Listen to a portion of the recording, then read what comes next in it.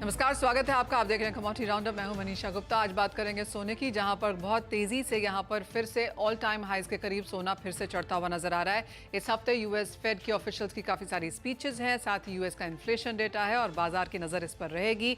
अगर कल शाम का न्यूयॉर्क का बाजार देखें तो तेजी यहां पर फिर से बनती हुई नजर आई और 2170-75 के बीच में फिलहाल यहां पर कारोबार।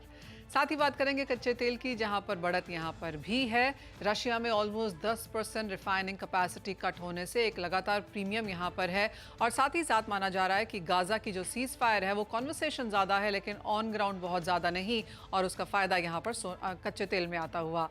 साथ ही बात करेंगे यहाँ पर मसालों की, जहाँ पर हल्दी में फिर से हमने तेजी आते हुए देखी है। फंडामेंटल्स तो स्ट्रांग हैं ही और पिछले हफ्ते की मुनाफा वसूली के बाद यहाँ पर कुछ खरीदारी की अपॉर्चुनिटीज फिर निकलती हुई। इन सब पर बात करने के लिए हमारे साथ हैं एमसीएक्स के चीफ बिजनेस ऑफिसर ऋषि नथानी, स्काईमेट के president metrology and climate change GP Sharma और प्रो इंटेलिट्रेड सर्विसेज के फाउंडर दिनेश सोमानी हमारे साथ जुड़ेंगे। बात पहले यहाँ पर सोने की ही कर लेते हैं। ऋषि, शुक्रिया हमारे साथ यहाँ पर जुड़ने के लिए। ऑल टाइम हाइज यहाँ पर लगातार बनते हुए नजर आए हैं और क्योंकि ज़्यादातर डेरिवेटिव्स का जो काम होता है वो यहाँ पर एमसीएक्स पे होता है, एक डेफिनेट इम्पैक्ट हमने यहाँ पर वॉल्यूम्स में आता हुआ देखा है, जो लगातार स्ट्रिंग ऑफ रिकॉर्ड बनाती हुई नजर आई हैं। कैसे देखते हैं आप ये प्राइस वॉल्टिलिटी और जो बहुत शानदार नंबर्स एमसीएक्स ने, चाहे वो फ्यूचर्स है या फिर ऑप्शंस, दोनों ही जगह दर्शाए हैं? देखिए, वॉल्यूम्स तो मार्केट डिसाइड करता है क्या होता है, हम तो सिर्फ प्लेटफॉर्म प्रोवाइड कर सकते हैं। बट ओवरऑल गोल्ड में काफी इंटरेस्ट है। ऐसे भी गोल्ड, सोना या चांदी भारतीयों के लिए एक बहुत इमोटिव इन्वेस्टमेंट है, तो लोग इसे काफी प्रेफर करते हैं। और मुझे तो ये लगता है कि जैसे जैसे समय बढ़ेगा, आगे जाएंगे, तो इसमें लोगों का इंटरेस्ट कम तो नहीं होगा। ऋषि, फॉर द लॉन्गेस्ट टाइम ये माना जाता था कि हाँ फ्यूचर्स तो लोग यहाँ पर कर रहे हैं, ऑप्शंस में स्लो स्टेडी, लेकिन रिकॉर्ड नंबर्स अब यहाँ पर आते हुए नजर आए हैं। आप कहेंगे अवेयरनेस, अंडरस्टैंडिंग, जो इसके स्ट्रॉन्ग एट्रीब्यूट्स हैं, जो एडवांटेजेस हैं ऑप्शंस में ट्रेड करने की, वो अब यहाँ पर काफ़ी हद तक लोगों को, इन्वेस्टर्स को समझ आने लगी हैं? जी हाँ, खाली इन्वेस्टर्स को नहीं, वैल्यू चेन पार्टिसिपेंट्स, जितने ज्वेलर्स हैं भारत में, और भारत में तो हर छोटे गांव तक में ज्वेलर्स हैं, तो काफी लोगों को समझ में आ रहा है कि ऑप्शंस के माध्यम से वो अपने आप को काफी प्रोटेक्ट करके चल सकते हैं। अपने इन्वेंट्री को ज्वेलर्स ऑप्शंस के माध्यम से, पुट ऑप्शंस खरीद के भी प्रोटेक्ट कर सकते हैं, और बाकी भी और कई तरीके हैं लोगों को ऑप्शंस के माध्यम से अपने आप को प्रोटेक्ट करने के लिए। तो एक बहुत अच्छा हेजिंग टूल उभर के आया है ऑप्शंस के माध्यम से, और लोग इसे इसीलिए सराह रहे हैं और इसमें पार्टिसिपेशन बढ़ रहा है। हम्म। ऋषि, आप जितनी भी रिपोर्ट्स उठा के देख लें, माना ये जा रहा है कि commodity is a good place to be, because आगे जाके चाहे वो इन्फ्लेशन है या फिर रेट कट होती है, कमोडिटीज़ में हम यहाँ पर एक नया स्मार्ट मनी, हॉट मनी आता हुआ फिर से देखेंगे। इन एनी केस, जिस तरह से एनर्जी ट्रांजिशन को लेकर कॉन्वर्सेशन है, हाइप है, इन्वेस्टमेंट्स हैं, वहाँ पर भी मेटल्स काफ़ी इंपॉर्टेंट रहेंगे। ब्लैक रॉक की रिपोर्ट भी है जिसका कहना है कि अगर आप नेक्स्ट वेव ऑफ इन्फ्लेशन या नेक्स्ट डिकेड यहाँ पर ट्रेड करना चाहें तो कमोडिटीज़ आपके पोर्टफोलियो में फॉर श्योर होना चाहिए। क्या इंडियन इन्वेस्टर, कंज्यूमर के लिहाज से उस तरह की अवेयरनेस और उस तरह की अंडरस्टैंडिंग है? देखिए, कमोडिटीज के लिए तो अंडरस्टैंडिंग इंडियंस में बहुत पहले से ही है, चाहे बाकी विश्व में हो ना हो, भारतीयों में कमोडिटीज के बारे में बहुत अच्छी अंडरस्टैंडिंग है। और हम तो हरदम से कमोडिटीज में इन्वेस्ट करते आए हैं। रियल एसेट्स भारतीय प्रेफर करते हैं। अगर आप देखें, हमारे पूर्वज नॉर्मली जमीन या सोना वैसे ही चीज में इन्वेस्ट करना चाहते थे, क्योंकि उनको एक टेंजिबल एसेट चाहिए था। तो आज के दिन भी एक टेंजिबिलिटी भी है कमोडिटीज में, और एक फाइनेंशियलाइजेशन भी है। तो कमोडिटी डेरिवेटिव माध्यम मार्केट के माध्यम से आपको you get the best of both worlds. तो मेरे हिसाब से तो ये रियल एसेट्स में जो इन्वेस्टमेंट लोग करना प्रेफर करते हैं, वो आगे बढ़ के भी वो प्रेफरेंस तो बढ़ेगा ही, कम नहीं होगा। रिसेंटली जो नोटिफिकेशन आया था जहां पे कार्बन क्रेडिट्स, वेदर, इलेक्ट्रिसिटी जैसी चीज़ों को एक अप्रूवल मिला है। ऑफ कोर्स सेबी की तरफ से वो नोटिफिकेशन यहाँ पर आना बाकी है, लेकिन किस तरह की कॉन्वर्सेशंस एक्सचेंज की हैं और आप कैसे देख रहे हैं इन न्यू एंट्रेंट्स को? देखिए, जब भी कोई स्कोप बढ़ता है मार्केट का, कोई प्रोडक्ट्स के स्कोप बढ़ते हैं, तो वो तो सबके लिए अच्छा है। और मैं आई एम श्योर कि हम भी वो सारे प्रोडक्ट्स स्टडी करेंगे, और जैसे जो समझ में आएगा उसके बाद जब रेगुलेटरी अप्रूवल मिलेगा तो जरूर उसमें से जो भी मार्केट की पसंद होगी उसको लाने की चेष्टा जरूर करेंगे। हम्म। ऋषि, ओवरऑल कैसे देखते हैं आप volume growth year on year? Of course हमने चाहे मेटल्स है, मोर सो इन प्रेशियस मेटल्स, एनर्जी के नंबर्स भी यहाँ पर काफ़ी स्ट्रांग रहे हैं। कैसे देखते हैं आप overall year on year growth यहाँ पर आती हुई? फाइनेंशियल ईयर 2024 यहाँ पर खत्म होने को है, कैसे देखेंगे आप ये ईयर गॉन बाय?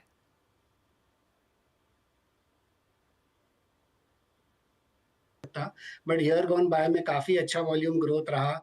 अगर आप देखेंगे तो रिकॉर्ड स्तर पे हमारे वॉल्यूम्स रहे और आगे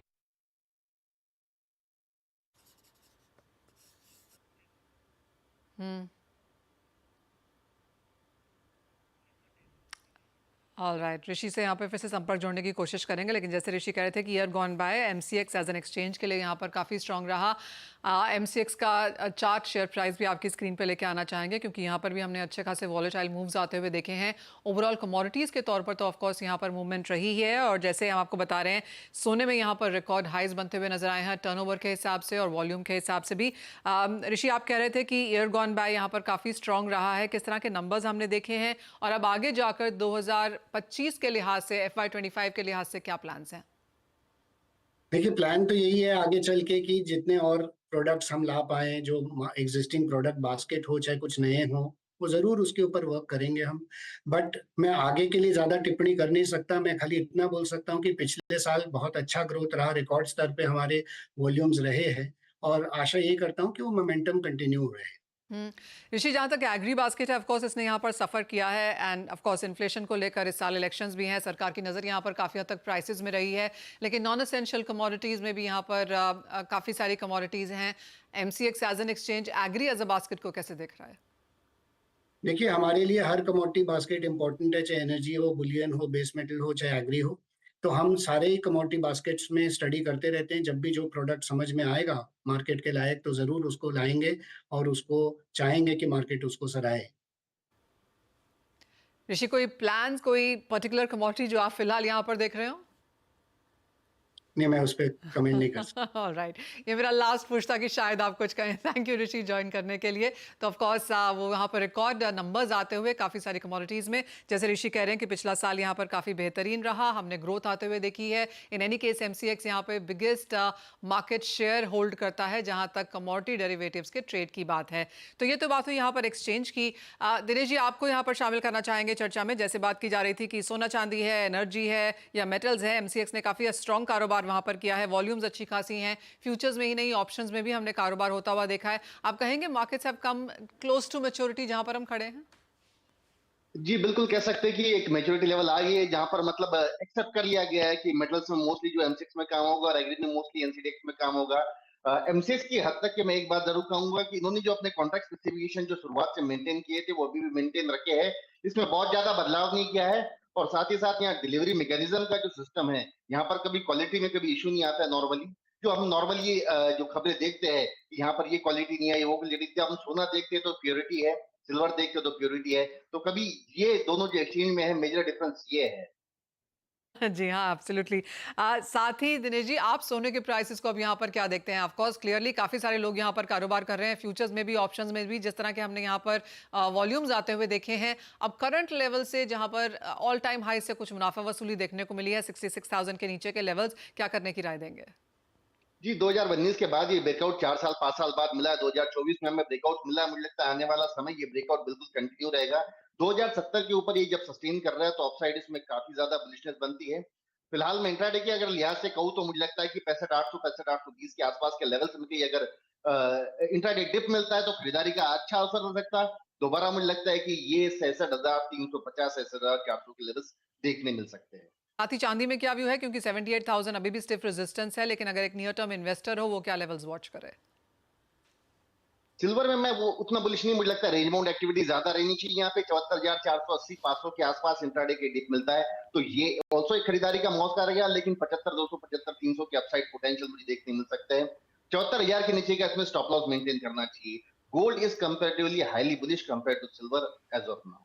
और मेटल्स में क्या राय है, जहां पर कुछ मुनाफा वसूली रीसेंट रनअप के बाद हमने आते हुए देखी है? ऑफ कोर्स इस हफ्ते में काफ़ी सारे डेटा हैं, बाजार की उस पर नज़र रहेगी, लेकिन कॉपर, एल्यूमिनियम, जिंक सभी वीक ऑन वीक बेसिस पे हल्के से यहाँ पर कमज़ोर हुए हैं।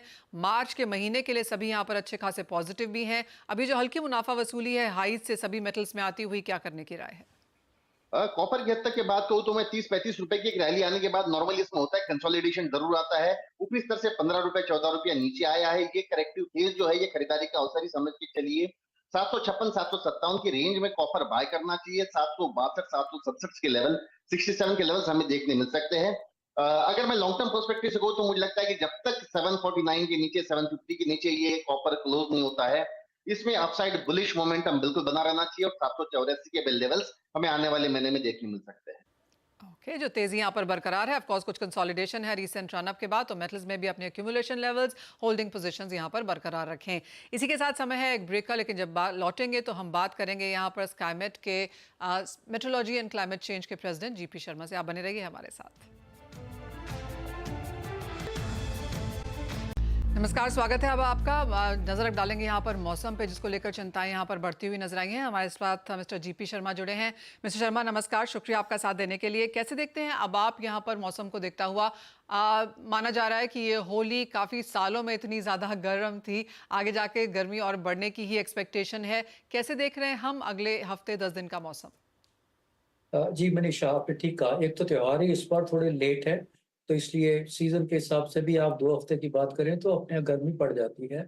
और तापमान, हाँ, पहले की अपेक्षा पिछले हफ्ते की बात करें तो उसमें बढ़ोतरी है। और विशेषकर जो दक्षिण भाग हैं उनमें तापमान में भी बढ़ोतरी हो रही है और वर्षा नहीं हो रही।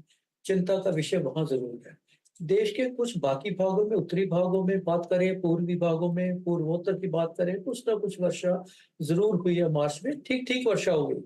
मार्च एक ट्रांजिशन मंथ है, इसमें ज्यादा वर्षा होती नहीं है। उसके हिसाब से ठीक ठीक, बहुत ज्यादा शॉर्टफॉल नहीं है ना। तो देश के मध्यवर्ती भागों में, जिसमें कि आपने देखा पिछले कुछ दिनों में उड़ीसा, छत्तीसगढ़, इवन विदर्भ जैसे क्षेत्रों में, बिहार, झारखंड, वेस्ट बंगाल में अच्छी बारिश हुई है।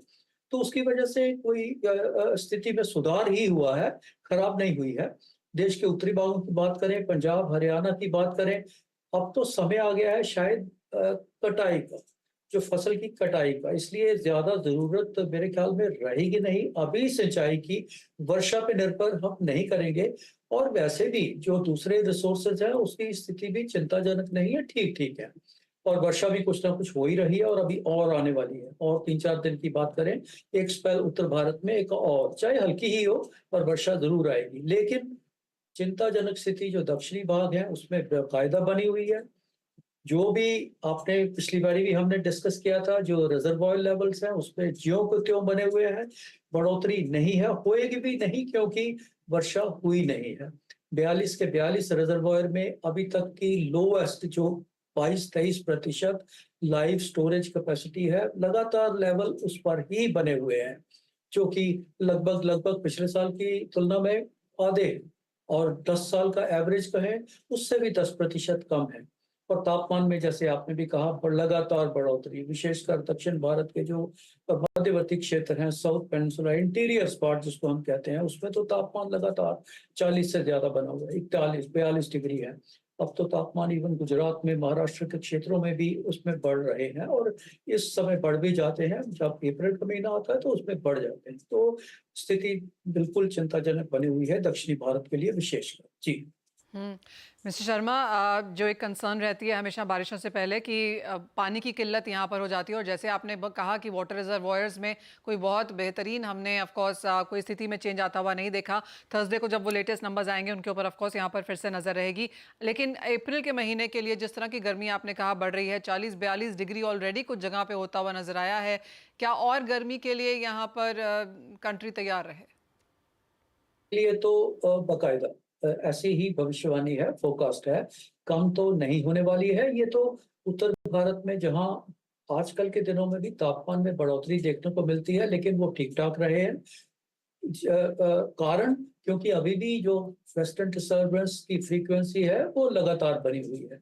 ये पूरा सप्ताह, जो हम इस सप्ताह की बात करें तो पहाड़ों में लगातार बारिश या बर्फबारी होती रहेगी। उसके कारण जो मैदानी भाग है उसमें तापमान बढ़ नहीं जाएंगे।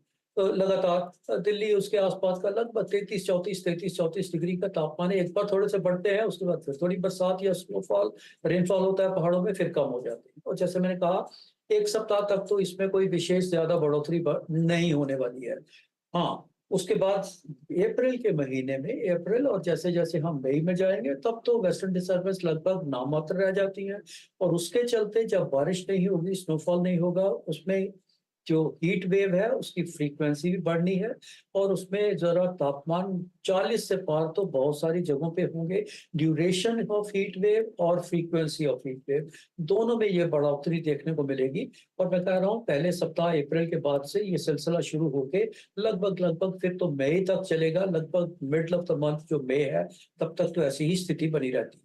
जी। एक फाइनल सवाल मिस्टर शर्मा, तो फिर जिस तरह की स्थिति है और जैसी गर्मी है और ऑफ कोर्स कुछ वेस्टर्न डिस्टर्बेंस है जिसकी वजह से आपने कहा कुछ एक बारिश यहाँ पर हो सकती है, क्या उससे वाटर रिजर्वॉयर्स की जो कैपेसिटी है उसमें कोई इजाफा या बड़ा इजाफा आता हुआ आप देखते हैं, या फिर इस बारिश का वो असर नहीं है?